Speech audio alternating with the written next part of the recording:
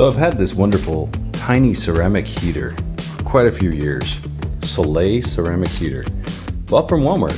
Great deal. Recently, it just started shutting off all by itself. So, being that I love electronics, let's take a look. Screw, screw, screw. Screw, screw, screw. And with those four off, take a look on the inside.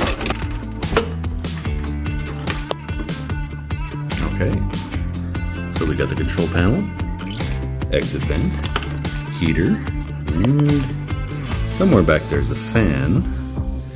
Yep. Now, usually these have a thermal protection sensor. So, first thing we notice is that the fan shuts off when it stops working. Still feels hot. So it looks like this is okay. This cable is going to the fan. Is going here.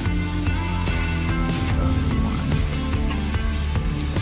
Looks like this is double tapped into a fuse. Oh, okay. Oh, this is not supposed to be so close to the heating element. It's even bent. Alright, there's our thermal trip right there. So taking this away from the heating element will actually allow it to stay on. Well, the only thing it does need, however, is a little push. There we go. See, what ends up happening is this heats up, and as it heats up, it goes away from this trigger. But if it's too close to the heat the way it was, it's gonna start heating up too soon and break the circuit.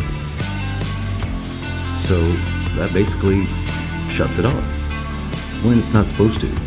Now, as to why this had bent down so far, so close to the heater, I don't know. Let's call that wear and tear. It has put up with quite a bit over the past, oh gosh, I don't know how many years. But yeah, let's try it out. All right, we got the baby all put back together, plugged in. Let's give it a try. 86.